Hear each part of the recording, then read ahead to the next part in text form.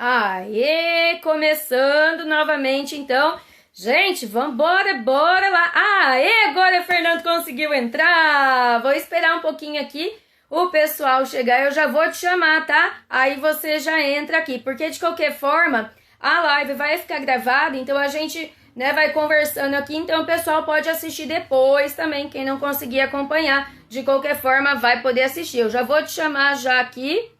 Ai, ai, tá dizendo que você não pode participar, Fernando? O que acontece? Não sei por que tá dizendo que você não pode participar. Você quer entrar pelo seu... Entra pelo seu Insta mesmo, pelo Insta do Fernando. Não, tenta entrar pelo Insta. Pelo seu... Gente, o Fernando conseguiu entrar. Entra pelo seu mesmo, que eu acho que ele vai deixar. Talvez por ser perfil comercial, ele não deixe você entrar assim. Talvez por isso. Então, tenta entrar no seu mesmo, que aí ele deixa. O Fernando já conseguiu, tá, gente? Agora ele conseguiu. Entrou aí. A Silvia tá falando pra gente que tá travando. Né? Não sei se é a conexão. Pode ser a conexão. Pode ser a internet mesmo. Pode ser que seja a internet por aí. Deixa eu ver se ele consegue entrar aqui. Certo. Fernando, você pode tanto entrar pelo seu outro Instagram, quanto você manda a solicitação para mim. Ou você mesmo pode enviar a solicitação. Você vai embaixo, aí embaixo tem alguns íconezinhos, tem um ícone que você pode participar. Isso. Exatamente. Olha só, o Dan tá falando para você, enviou o convite para Fernando S. Ramos. Aê, maravilha, agora você entrou aí, né? Deixa eu mandar o convite para você então. Peraí, agora vai. Pronto. Foi antes de você sair e entrar de novo que estava travando. O Sandoval tá falando aí pra gente. Você enviou... Aê! Agora deu certo, né? Tava tentando pelo computador, tava dando um pau horroroso aqui. Mas Nossa, acho que deve agora ser deu por isso. certo. Agora tá tudo certo, tá ótima Graças imagem, àquele som, tá tudo bonitão ali ok. de 20 anos, que tiram o saco dos idosos confusos com tecnologia. É? Mas Sério? Olá, tudo bom? e o vestibulando? Tem um vestibulando em casa aqui, tá prestando direito. Vestibulando em casa. Vai prestar biologia, é isso? Não, direito. Tá. Tá, entendi. Nossa, Fernanda, é sua cara, hein? Verdade, eu sou bonito Eu assim. acho, não sei. É parecido sim. Gente, Fer, você se apresenta aí, vamos lá pro pessoal. Lembrando que quem puder, vai compartilhando, curte aí nossa live, compartilha, dá coração pra gente, a gente gosta de coraçãozinho. Pode ir passando. O Fernando, eu conheço ele já faz um tempo, né, Fernando? Faz uns aninhos Faz aí um já, tempo. né? Sei lá, faz um tempinho já, né? A gente Vai participa contar do de onde? mesmo grupo de pesquisa, o GPMAI, lá da Faculdade de Educação da Unicamp. E o Fernando é professor da Facamp, né? Na parte de Fui. foi professor. Foi, Isso, Fernando, infelizmente, o ele curso não é onde eu... engenheiro, ele é arquiteto. É. Pode contar um pouquinho de você aí, pode falar, fala um pouquinho de você, se apresenta aí. Thalita, então, meu nome é Fernando da Silva Ramos, eu sou arquiteto e urbanista. A gente fala só arquiteto e a gente esquece o urbanista como se fosse ali quase uma subprofissão da arquitetura, mas não. O urbanismo é é a profissão que pensa as aglomerações humanas em escalas maiores. É um urbanista que projeta bairros, loteamentos ou até mesmo cidades, ou um planejamento regional que envolva escalas muito maiores de território. Né? Você imagina o que foi um presidente, uma equipe de urbanistas, vamos planejar a ocupação deste território do Brasil e imaginar plantar uma cidade no meio do cerrado, é uma loucura, né? Mas é a Exatamente. profissão que pensa Realmente. isso nessa escala é o urbanismo, é o urbanista. E o arquiteto, na faculdade, você sai com essas duas titulações, pensa com essas duas capacitações. E, Exatamente. e assim, eu entrei na faculdade com 19 anos, repeti a sétima série, eu trago isso como uma cicatriz, assim, da minha vida, que eu não gosto de esconder, sabe aquela cicatriz que dá um charme, assim? Eu Aham. falo, pô, eu falo, não, eu não era aquele moleque CDF, escorreguei, é, também ficava pensando só em jogar bola, skate, videogame, mas depois, assim, então entrei na faculdade com 19, no primeiro ano eu já tinha 20 anos, saí com uns 24 e foi um momento luminoso da minha vida.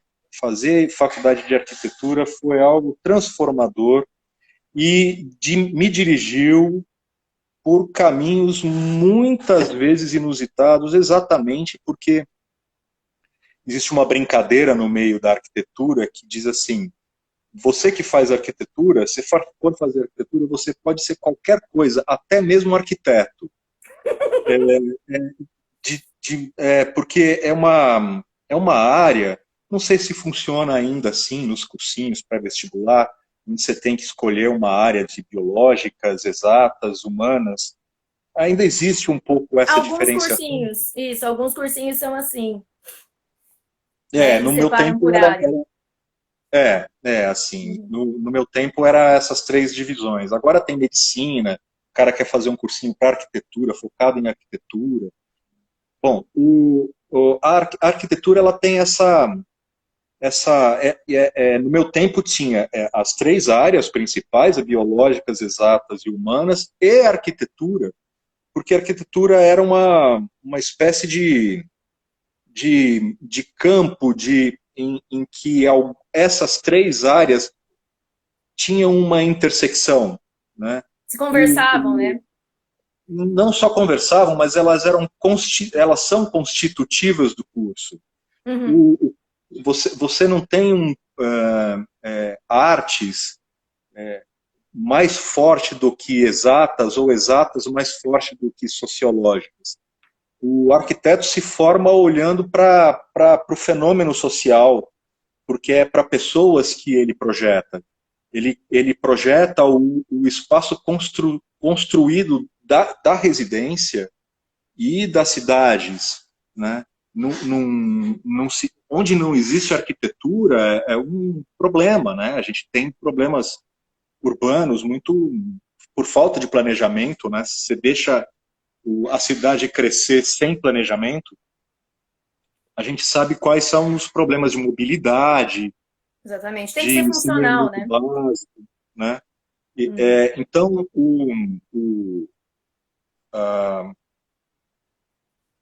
a, a pessoa, o ser humano é absurdamente importante, é o eixo, mas existe um aspecto teórico, estético, filosófico, que conversa muito com as artes visuais, com as artes plásticas, com linguagem visual. E existe também o aspecto do construtivo, né? Que é se você projeta algo que precisa parar em pé. Então você tem que ter condições de aferir que, pela resistência dos materiais, determinados arranjos de placas, de estruturas, de fechamentos, E de depende da vedações. localização do planeta também, né? É muito diferente você projetar qualquer coisa no continente e em lugares que são litorâneos, por exemplo. Tem o efeito da maresia, e tem tudo isso. Então tem tudo isso mesmo. Deixa eu te perguntar, desculpa te cortar, depois daqui a pouco você volta a falar que tem um aluno nosso que quer ser arquiteto, o Samuel. E ele acabou de perguntar, ele está no sexto ano. Inclusive, ele acabou de falar, está no sexto ano, Samuel acho que tem 12 anos, se não me engano. E ele acabou de perguntar um negócio aqui. Ele perguntou quantos anos é o curso de arquitetura. Acho que depende da faculdade, né? Média 5 anos. Não, menos de cinco, não mais. Menos de Não mais. 5, não. Ah, sim. Não mais. O que existem são cursos meio período, Uhum. são cursos meio período, que eventualmente eleva-se essa média para 6 anos. Então, os cursos de arquitetura costumam ser em período integral. Entendi. A PUC de Campinas A Unicamp é vespertino noturno, e a PUC é integral. A Unip eu não tenho bem certeza, mas no Mackenzie, em São Paulo, é integral. Na USP, na FAUSP, também é integral. Mas existem alguns cursos que são periódicos, e aí acho que aumenta uns 2 semestres o curso. Então pode ser aí entre 5 e 6 anos. Entendi. E por que que você escolheu arquitetura, Fernando? O que que te levou a escolher assim? Você já sabia o que você queria? Você não sabia? Como é que foi tua história assim de amor aí com a arquitetura? Com a geometria, né? Eu sabia que o meu negócio era artes. Então, o que me levou para a arquitetura foi um gosto de modelar. No primeiro ano, quando eu estava na sexta série, eu era um dos melhores desenhistas da classe. E era um dos piores alunos de matemática da classe. E era mesmo, E aí assim. você fala para uma professora de matemática. E agora você trabalha com a área da matemática também, né? Eu dei aula de geometria por muito tempo, tive que assim, não é porque eu não gostava da matemática, Uhum. não é porque eu não via beleza na geometria, mas é porque eu brisava tanto, era um menino que brisava. Sabe o menino que brisa? O cara falava, menino, você que brisa, você pode ser um artista, calma, tá tudo certo com você. Entende? Então eu gostava mesmo de desenhar. Então, um professor meu, eu gosto de uma maneira como ele explica essa, essa reação dos alunos que são desconectados. Certamente eu, se tivesse Ritalina naquele tempo, eu seria um menino que teria metido uma Ritalina no moleque. Mas assim, mas o meu professor diz assim, que talvez a displicência do aluno que não preste atenção seja uma reação saudável e sã a um modelo de educação completamente maluco. Porque uma das coisas que mais me chamaram a atenção na faculdade é assim, que na faculdade existe um espaço de liberdade em que o professor não é mais aquele cara que sobe no púlpito e diz para o moleque aquilo que ele tem que aprender, e aí depois, daqui a 15 dias, eu vou comprovar se você é capaz de repetir aquilo que eu falei. Bom, essa foi a maneira como eu fui estudado, provavelmente você, e de alguma maneira a gente sabe que não é por aí, mas também é muito difícil a gente romper por completo esse modelo individualmente, porque o sistema é o sistema, e a gente tem Exatamente. acordos Hoje sociais. eu, por exemplo, eu gosto muito do trabalho de fazer o aluno pensar, né? Porque pensar é difícil. E E isso não é o adianta a gente que é decorar nada, a gente tem que aprender a absolutamente. pensar. Isso que é o fundamental. Exatamente. A gente precisaria o desafio é achar um espaço de liberdade, porque pensar e criar não são coisas diferentes, né? Pensar criando a partir do estímulo à curiosidade, ao estímulo à descoberta, é mais do que chegar ali, passar um conteúdo e escutar o eco desse conteúdo, né? E isso que acontece na faculdade. O espaço de criação, em que o professor sai do lugar de seu tutor e se importa em criar dinâmicas para que os alunos ali achem os seus caminhos, né? E o curso de arquitetura é tão rico em possibilidades. A gente tem aulas de linguagem visual, a gente tem aula de desenho, de observação, ao passo que tem uma disciplina de cálculo estrutural, que aí já vai para matemática, né? Então, se numa aula a gente está mexendo com aquarela, recorte de planos e colagens e maquetes, na outra vai para o seu cálculo e depois a gente vai discutir um assentamento popular, de ocupação, de movimento, de moradia, né? Entender como que é o problema do mundo construído, né? E isso acontecendo tudo ao mesmo tempo. Então, as possibilidades de você trabalhar com arquitetura e urbanismo, realmente você pode acabar derivando para as artes, para as tecnologias, para as sociológicas. Foi um pouco o que aconteceu comigo. Na minha trajetória, eu experimentei exatamente esse roteiro. Nos primeiros 4 anos, eu me formei com 24, me formei com 24 anos, 24 anos e meio, e aos 25 eu arrumei o meu primeiro emprego, que foi num movimento de moradia na zona oeste de São Paulo, de autoconstrução. E ali era realidade na veia, né? Como o ambiente de construção nas periferias das cidades. E ali eu era o arquiteto residente, o moleque recém-formado, 25 anos, sem experiência nenhuma, vivendo ali uma experiência de construção na periferia. E com muita escassez, sem água encanada, sem coleta de esgoto, com terrenos com declividades horrorosas, enchentes, e estar ali naquele meio e entender o que é a realidade do meio urbano, dos lugares menos centrais da cidade. Depois disso, eu trabalhei 2 anos com urbanização de favelas dentro da prefeitura. Daqui de Campinas também, mesmo. Daqui de Campinas. Daqui de Campinas. Daí também é a arquitetura onde o arquiteto é mais escasso. Porque assim, se você entrar no Google e procurar arquiteto em Campinas, querendo construir a sua casa, você vai encontrar muita gente, mas muita gente mesmo. É um meio de campo assim de acotovelamentos, assim, porque assim, o menino sai da faculdade, montar o meu escritório é uma possibilidade. Por onde eu vou começar? Tanto é que é um dos cursos mais concorridos, né? Hoje mesmo é um dos cursos mais concorridos. Na Unicamp mesmo, tá? O Ciências Biológicas, Arquitetura e Urbanismo, o curso de Mediologia e Medicina. São os 4. Sempre foi.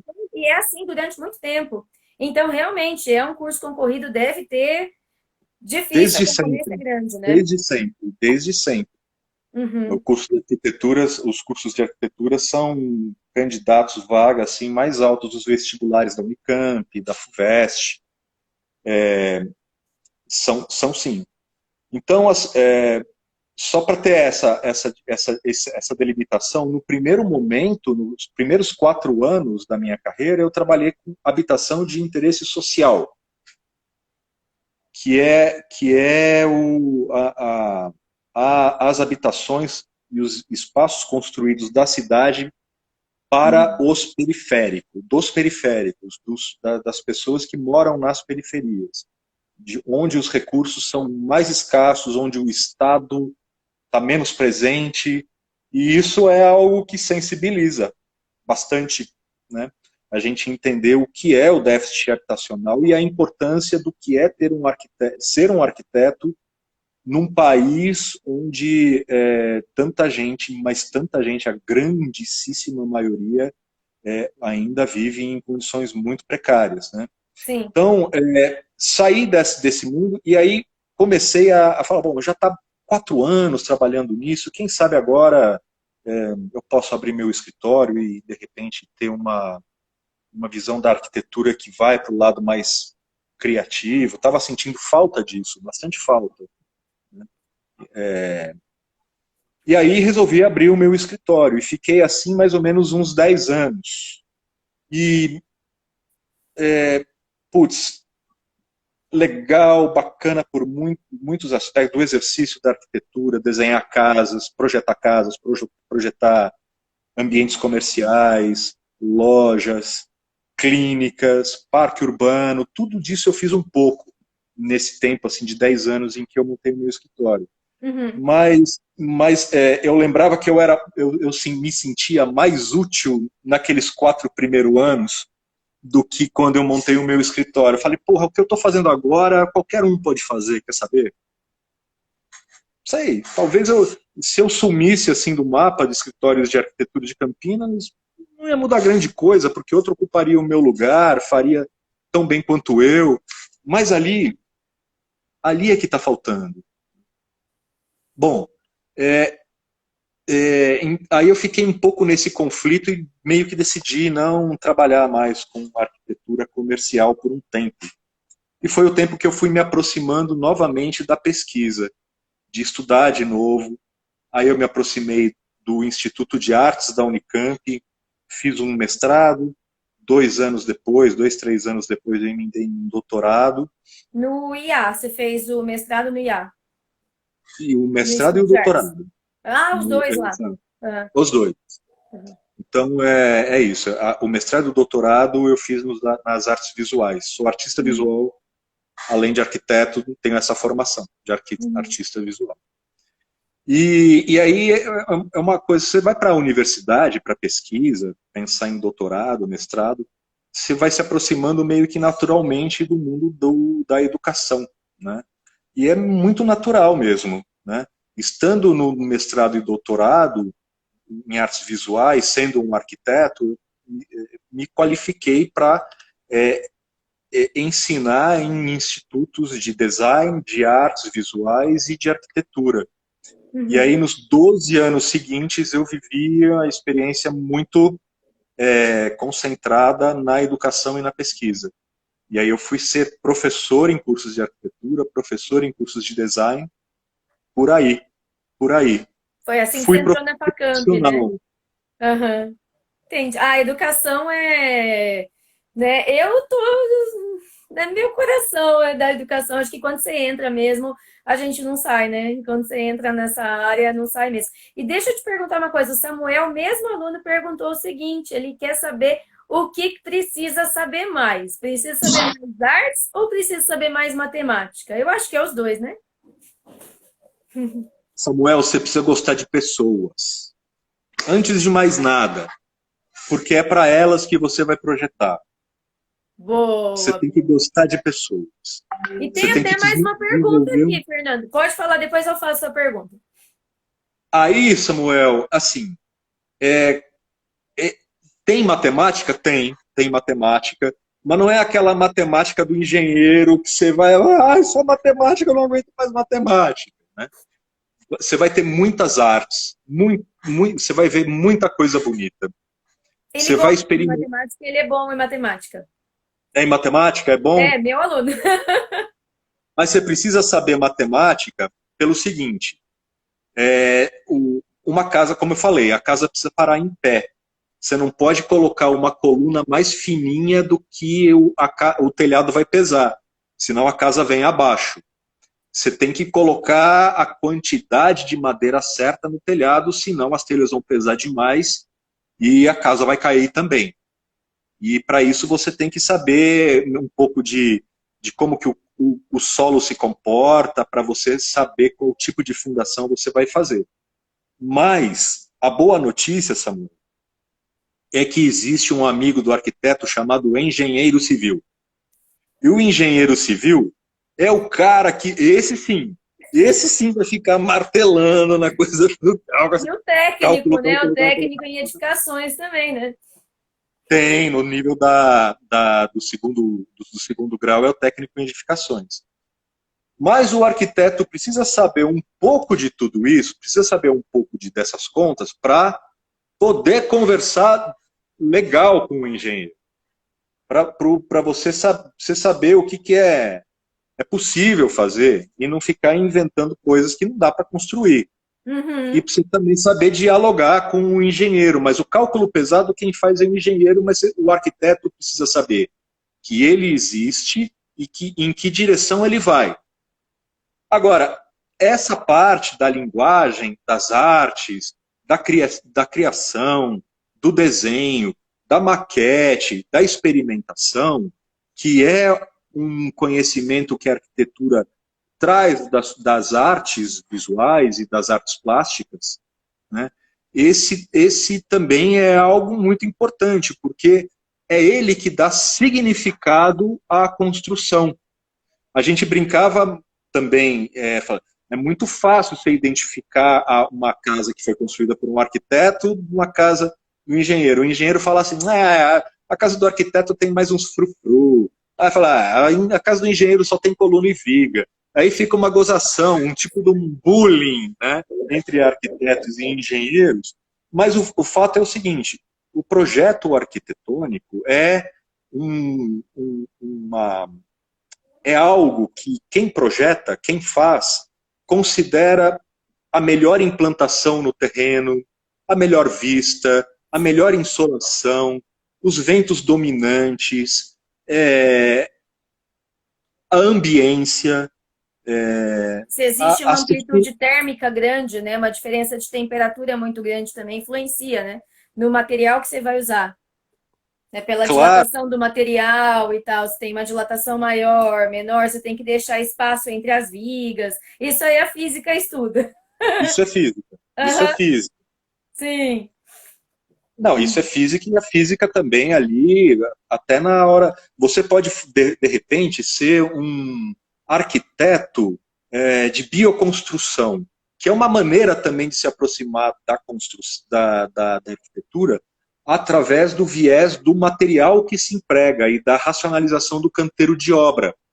Então, a bioconstrução, por exemplo, fala, cara, você quer saber? Eu acho um absurdo a gente construir com um bloco de concreto ou tijolo queimado.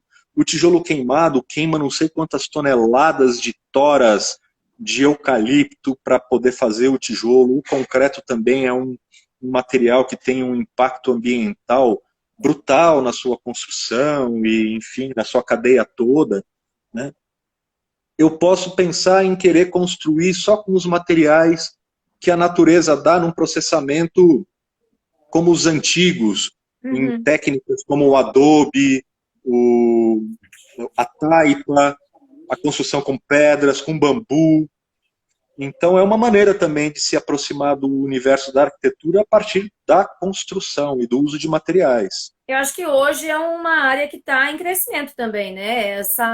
O trabalho tentando agredir menos possível a natureza, né? Essa área, acredito que está bem em desenvolvimento mesmo, principalmente na parte da pesquisa, quando você está dentro da academia também, né? Encontrar meios de você conseguir construir cidade para populações cada vez maiores, para as pessoas que saem do campo cada vez mais e vêm para a cidade, e as cidades só vão inflando, inflando, inflando, e aí tem a questão da poluição, isso e aquilo, e você tentar buscar alternativas, né, para como resolver problemas né, dessa agressão à natureza, né? E assim, é um problema muito sério essa Sim. coisa da gestão dos recursos. Por exemplo, por que a gente não tem um modelo de captação de água e armazenamento em cisternas ainda hoje, né, como legislação? O problema, a gestão da água será um problema num futuro muito próximo. Sim, né? Saiu recentemente, né, no jornal, recentemente minha mãe que me falou ainda, que parece que vai ter racionamento novamente.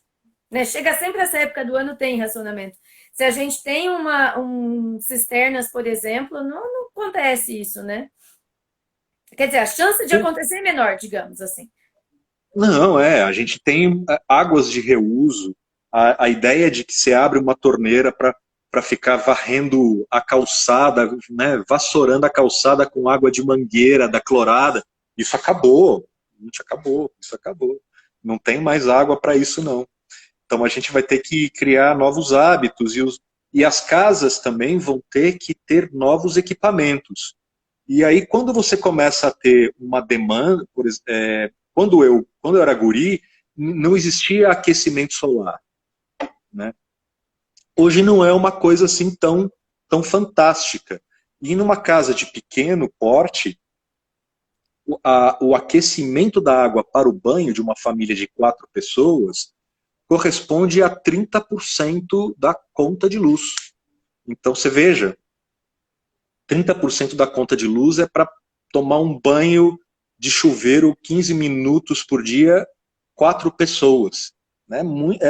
Assim, e aí um recurso simples, né, como o aquecimento solar, praticamente resolve isso e tem um impacto tão grande sobre a gestão da casa, sobre o meio ambiente, né? E eu Uhum. acho que assim será.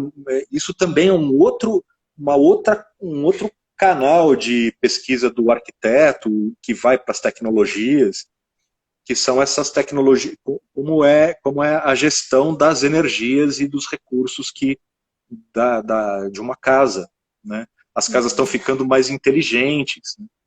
Isso é uma inteligência da casa. Você poder guardar a água da chuva e poder esquentar a água do seu chuveiro com os raios de sol que batem no seu telhado é uma inteligência da casa, né? E Sim. é onde a arquitetura conversa com outras áreas, né? Sim, e até veio uma pergunta aqui, o Sandoval, ele perguntou o seguinte, ele é ciclista e sem entrar na parte de política, né, ele pediu para sem entrar nessa parte da política, o Jonas Donizete, nosso prefeito aqui da cidade, ele disse que não construiria ciclovias na Moreiras e na John Boy Dunlop, porque ele achava que para trajetos curtos não precisava, algo do tipo. É isso? O que que é esse negócio? O que que você pode falar sobre bom, o projeto aí, o BRT, né? Ele tá durando uns anos bons aí já, né? E vai demorar mais ainda por causa da pandemia. Demora mais ainda, mas o que que você acha? Você acha que não vale a pena mesmo ter, não valeria a pena colocar uma ciclovia na John Boy, na Moreiras, ou vale a pena, tem que colocar? Assim, parece que é um falso dilema, né? Você pensar, ou a gente faz uma coisa ou a gente faz outra.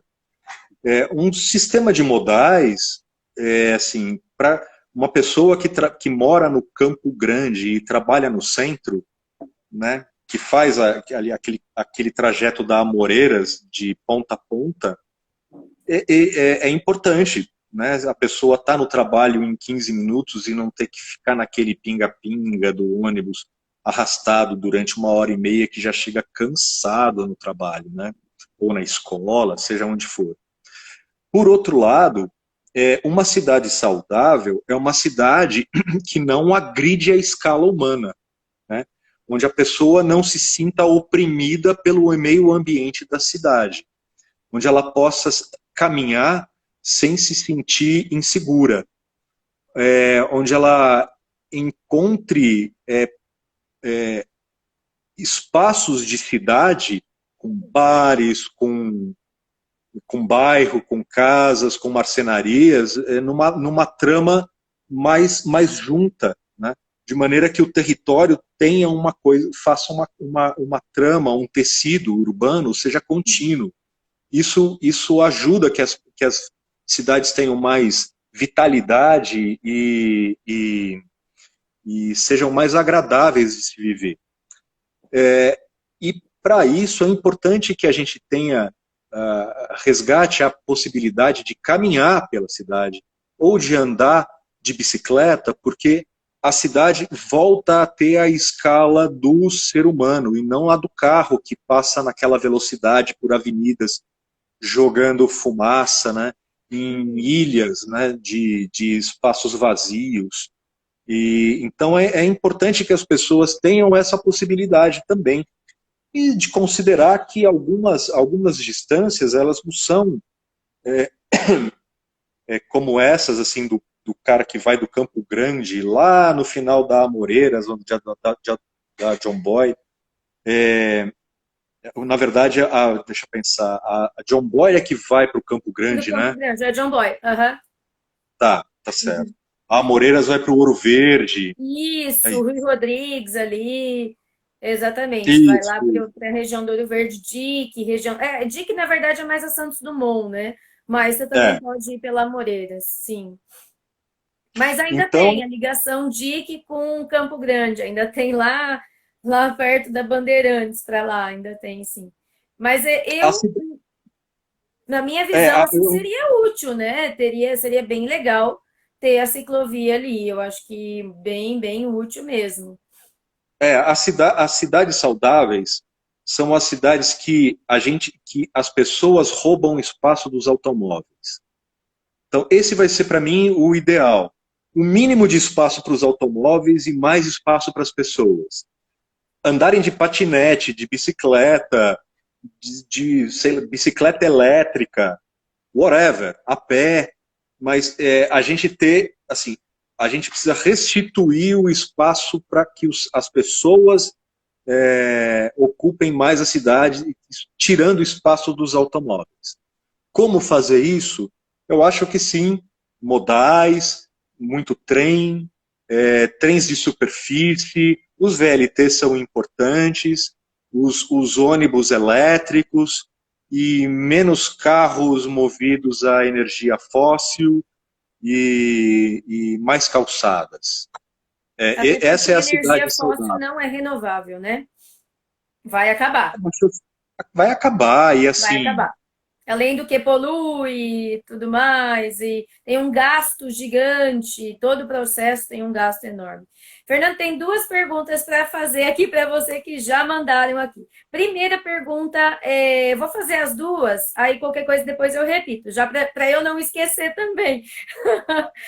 Uma pergunta é: se você está fazendo um projeto, alguma coisa do tipo, eu, por exemplo, vou construir alguma coisa, construir um prédio. Eu preciso necessariamente de um arquiteto e de um engenheiro, ou só o arquiteto já basta? não, o arquiteto vai ser, assim, uma das graças do curso de arquitetura é que as disciplinas onde você se resolve sozinho são muito poucas mesmo. Entendi. A maior parte das disciplinas você trabalha em grupo, acostume-se. Você trabalha pra caramba e trabalha em grupo na sua grande parte. São classes que assim, os ateliês de projeto são espaços onde você trabalha em pranchetas, com folhas grandes, com desenhos, e às vezes com 60 alunos na classe e 4 professores funcionando ao mesmo tempo. Então são ateliês de trabalho coletivo. É uma dinâmica muito diferente das aulas expositivas.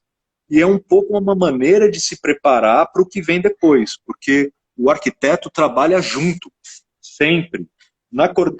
Num projeto de arquitetura, ele é o responsável pela coordenação do projeto. Mas ele tem um cara que faz a estrutura, ele tem um cara que faz as instalações hidroelétricas, ele tem que saber conversar com o engenheiro que faz a prospecção do solo para saber qual é a profundidade das fundações, ele tem que saber um cara que ajuda ele a pensar a estabilidade das estruturas. É, Que é, material é vai usar, né? claro, claro, o paisagismo. Então, é um trabalho interdisciplinar e o arquiteto faz a coordenação. Entendi. E para você assinar esse projeto, quem que assina o projeto? São os dois? Como é que é? Normalmente, cada um assina a sua competência. Entendi. Né? Entendi. O arquiteto assina o projeto arquitetônico, o engenheiro Hum. assina o cálculo estrutural e cada um, dentro da sua competência, assume os seus riscos técnicos. Né? Entendi. Ah, então, no caso, os dois têm que estar presentes, né? Pelo que você me fala, Sempre. o profissional em arquitetura e urbanismo, né? Deixa eu até me corrigir aqui, não é só arquitetura, mas arquitetura e urbanismo também.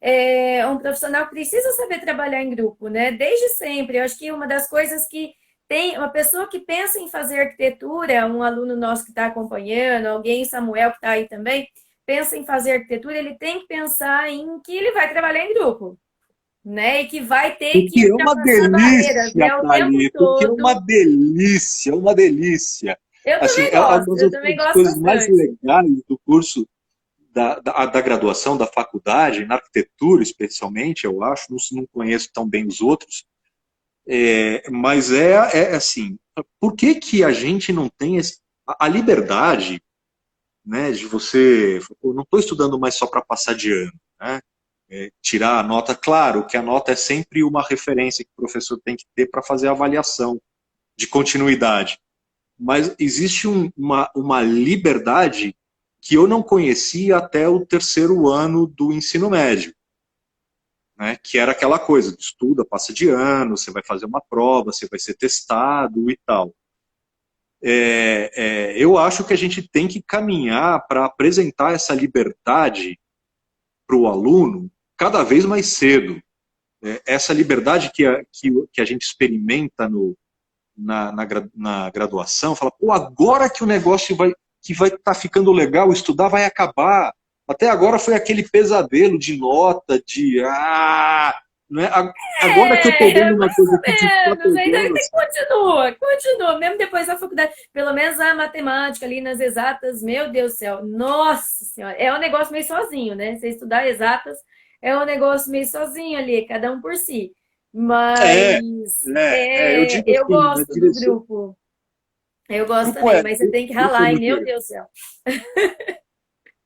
E Como é que outra você falou, pergunta, mas pode falar, pode falar. não, eu fico pensando mesmo, né, que a dinâmica das aulas de matemática, aquelas coisas que a gente discute lá no grupo de estudos, né, como tornar uma aula de matemática interessante a partir da descoberta, da curiosidade, da incitação à descoberta, em vez de levar a coisa na bandeja, olha, é desse jeito, fala, mas escuta, experimenta aí, vê o que você descobre. Às vezes a gente acaba vendo que os moleques enxergam coisas, descobrem coisas que a gente não tinha percebido ainda, né? E o quanto isso é gratificante. Então, como a gente coloca isso, traz isso cada vez mais cedo na formação da moçada, para que essa liberdade que ele vai experimentar na graduação não o assuste, né, porque ele perde um pouco a referência daquele professor tutor que vai cobrar a nota, mas ele vai ter que descobrir caminhos de descoberta e de soluções de problemas que o professor nem sempre vai ficar ali, né? É outra coisa, é Exatamente, é outra outra coisa, né? coisa, é outra coisa.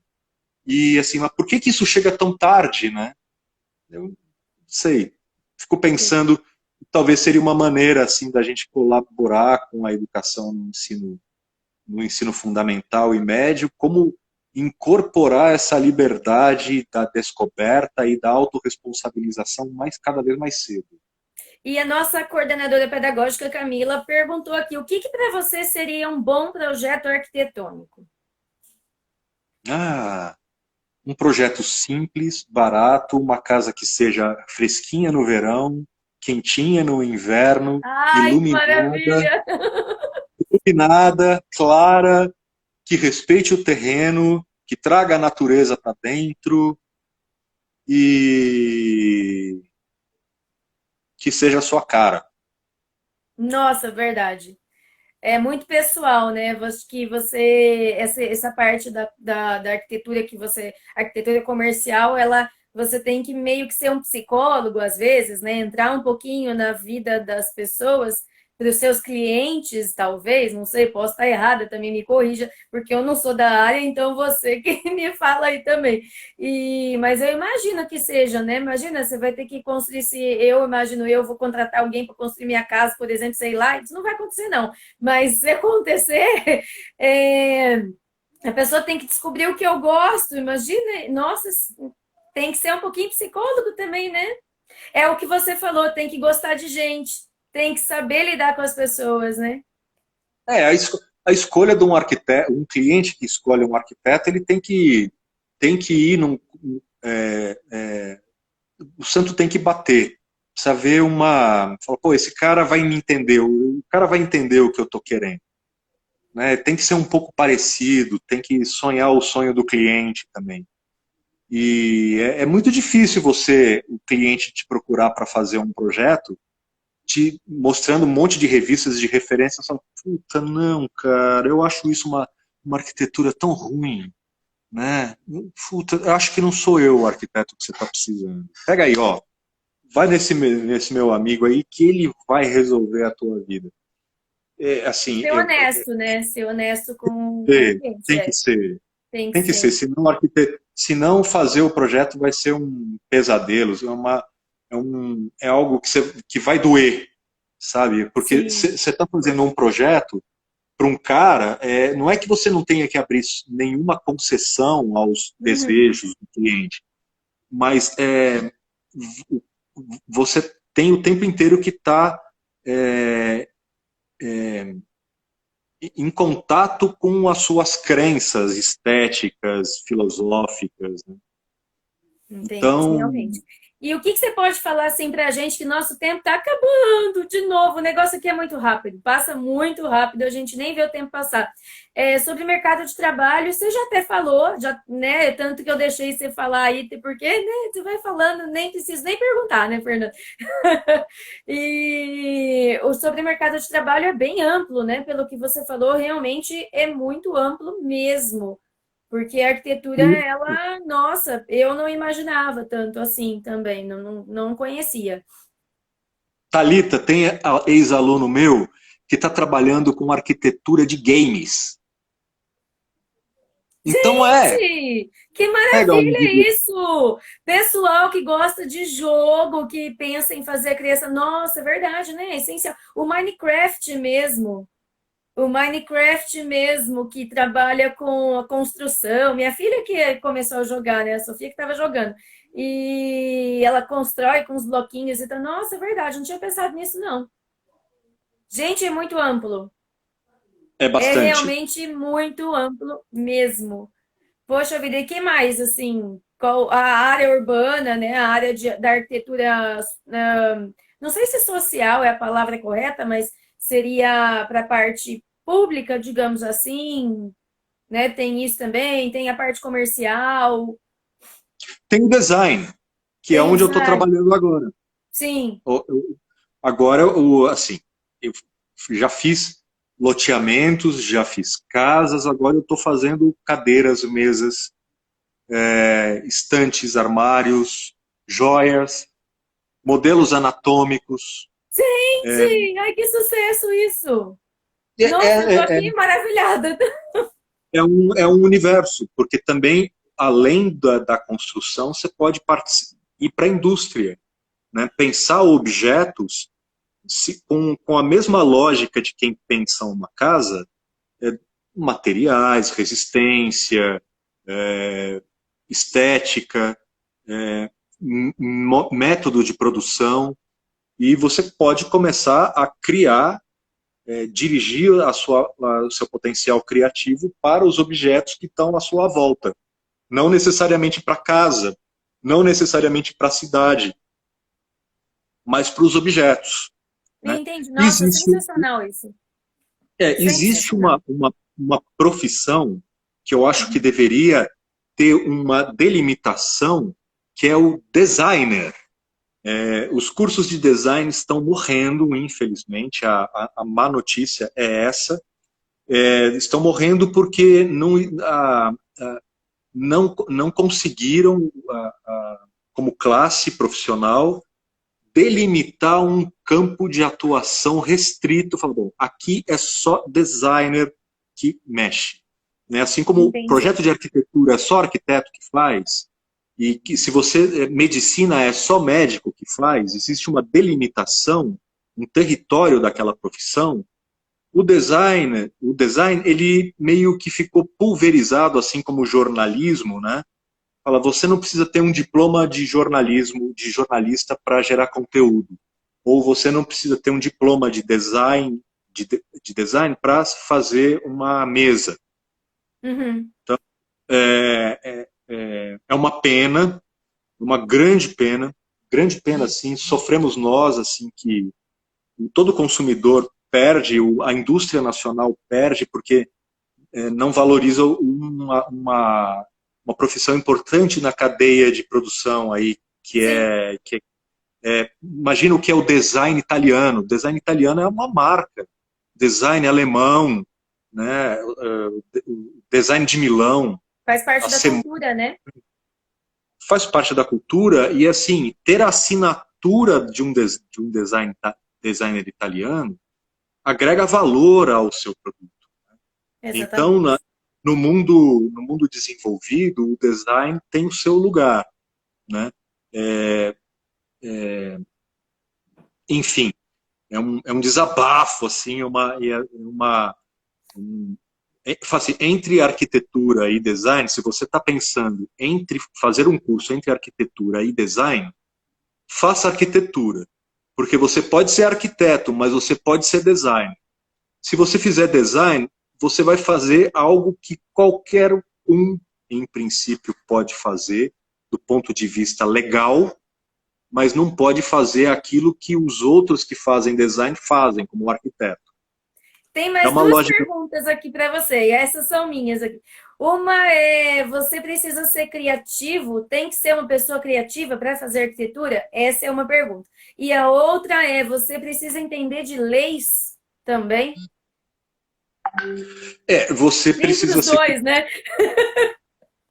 você precisa ser criativo porque uma pessoa criativa é mais feliz. Agora, se você for se você Concordo. for criativo em arquitetura, você vai fazer coisas mais interessantes. E ser criativo é muito gostoso, muito gostoso. E você precisa saber de leis na medida que quando vai construir, você vai construir na cidade. E a cidade tem parâmetros para como zoneamentos em que a cidade fala, você não pode construir uma fábrica nessa zona residencial. Ou você não pode, nessa zona residencial, nesse quarteirão, você não pode fazer prédios de mais de 3 andares. Então, existe um código de uso e ocupação do solo, cada cidade tem o seu, e que dá esses parâmetros do que é possível ou não construir em determinadas regiões da cidade. Então, para Uhum. isso, você tem que entender um pouco de lei, sim, claro. Né? Entendi. No Japão, acho que tem uma coisa tipo que você tem lugares que você não pode construir prédios tão altos por causa do sol, alguma coisa assim, não é? Eu posso estar errada, não sei se é no Japão, mas eu acho Qualquer que lugar, tem. em qualquer lugar, em princípio, em qualquer lugar. Hum, No Pacaembu, em São Paulo, a Associação de Moradores do Pacaembu está resistindo bravamente à pressão das incorporadoras que querem transformar aquele bairro antigo de São Paulo, de casarões e tal, em espigões, né? Em descaracterizar o bairro. Assim, e é muito importante que a cidade, que o planejador urbano tenha um sentido de saber conter a pressão da especulação imobiliária que quer ganhar dinheiro. Se vai tornar a cidade um lugar insuportável de viver, bom, ele já ganhou o dele. Né? Então, por um lado, a gente não pode deixar a conta de planejar a cidade para quem lucra com a venda da terra. Mas é importante que o governante e essa instância de planejadores urbanos que toda boa prefeitura tem que ter, crie parâmetros para a construção que civilize a nossa convivência. Né? sim, exatamente. Fernando, você quer? A gente já tá. Nossa, não sei, né? Daqui a pouco o Instagram corta a gente aí. Já estamos aqui, já passando do nosso tempo, né? Mais ou menos. Não, é que o Instagram mesmo, ele corta sozinho. Ele Thalita, corta sozinho. É que nem eu só O quero. Zoom faz isso, né? Agora a gente, o Zoom aí, as plataformas aí de reuniões online, o Zoom, ele, né, você passou a versão gratuita, você deu 40 minutos, ele tchau para todo mundo sozinho, expulsa todo mundo de lá. Mas você quer falar mais alguma coisa? Um fechamento, um geral? Tem que gostar de matemática aí para ser arquiteto? Não tem? E aí, alguma coisa que você queira falar para os nossos alunos aí, para os meus alunos? O Samuel, meu aluno que tá, ele gostou mais ainda, viu? Ele escreveu aqui que ele achou mais legal ainda. Agora que eu acho que ele vai querer mais ainda fazer arquitetura. É isso Vai adorar, aí. Samuel. Você vai adorar, Samuel. Olha, a arquitetura ela é feita de geometria. Geometria tem alguma coisa a ver com matemática, não tem, tá, professora? Você projeta com linha, ponto, plano, sólido, com espaços cheios, espaços vazios, com paralelepípedos, com prismas, com inclinações, com ângulos. Então, você fala uma linguagem, a arquitetura, um dos idiomas para compor a arquitetura, junto com todos esses que eu falei, é a geometria. Não só a matemática algébrica, mas você saber pensar com formas. Mais O a arquiteto geometria do que a pensa álgebra, com né? formas. A álgebra é para o engenheiro. E a Exato. geometria, a álgebra vai para o engenheiro, né? E deixa a geometria com o arquiteto. O arquiteto pensa com a forma. Exatamente, eu imaginei isso mesmo. Fernando, eu quero agradecer, foi uma delícia também Também. fazer essa live aqui. Conheci, infelizmente a gente não tem muito tempo. Por mim, eu ficava aqui conversando com você infinitamente.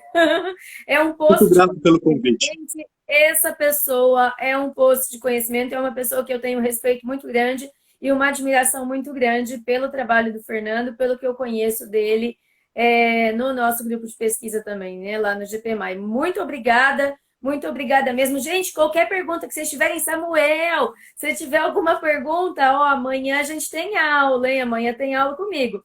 Se qualquer coisa, você me Thalita, manda aí se o Fernando puder responder, né, Fernando? com Aí já certeza. vai, eu vou Quero te te mandando. agradecer. Quero te agradecer a oportunidade de conversar aí com a moçada e dizer também que eu te admiro muito pela tua Opa, inquietude. Você é uma professora inquieta, sou. Eu sou mesmo. curiosa e pesquisadora. Assim, aquilo que é o oposto da pessoa acomodada. Então, isso é muito admirável. Gosto das tuas dinâmicas e a maneira como você inspira teus alunos. Muito obrigada. Poxa, a minha chefe falando aqui, muito inquieta. Eu sou mesmo. Eu não consigo ficar parada. Eu não gosto, eu gosto de trabalhar. Eu gosto mesmo, sou viciada em trabalho. Gente, eu sou mesmo. É uma qualidade, Silvio, é uma qualidade. Por Obrigada, mais Fernando. inquieto. Obrigada mesmo, viu? Obrigada pela força. Obrigada por todo esse conhecimento. E, poxa vida, ai, tô mega feliz aqui. Gente, obrigada pela participação de todo mundo. Quem não está acompanhando a gente, mas vai acompanhar a gente aí. Ah, o Cauã está perguntando de engenheiro mecânico. O engenheiro mecânico é depois, Cauã. Oi, Yasmin, tudo bom? Tá falando oi, professora. Oi, Min, tudo bom?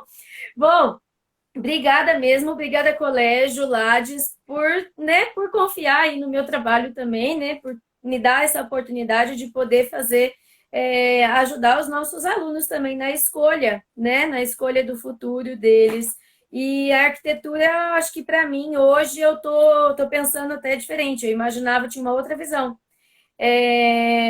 Eu imaginava que não era um pouco mais restrito, mas não é, né? Eu consegui hoje, acho que com você falando assim, ter uma visão muito mais geral e entender a importância, realmente a importância do profissional em arquitetura. É realmente um profissional que precisa ter, precisa existir, e ele tem que gostar de gente, ele tem que entender as pessoas, tem que entender as necessidades dos meios urbanos, não só a necessidade comercial ou empresarial ali só, né? Mas e pensar no futuro, né? É um profissional que está vendo além, é aquele profissional que pensa lá na frente, que vai pensar no e se também, né? No que pode acontecer e o que a gente pode fazer para que não, né? Para que resolva vários problemas aí. Acho que são pessoas inquietas também, né? São pessoas Não, né? inquietas. São São pessoas pessoas inquietas. inquietas. Fernando, muito obrigada mesmo. E eu só tenho a agradecer, gente. Obrigada, pessoal. Boa semana para todo mundo. A gente vai se encontrar na segunda-feira, né? Segunda-feira a gente tem reunião também. É verdade. Ai, tá acabando. Ai, meu Deus do céu. Deixa eu encerrar aqui que o Instagram já me notificou. Tchau, gente. Obrigada para quem pôde acompanhar a gente aí, para quem vai assistir depois a nossa live aí gravada, né? Vai lá pro YouTube, tá bom? Tchau, Fernando. Obrigada, viu? Obrigada mesmo. Tchau, tchau, pessoal. Tchau, Thalita. Boa noite a Tchau, todos. Fernando. Brigadão, brigadão mesmo. Ele vai parar aqui sozinho. Tô esperando ele cortar.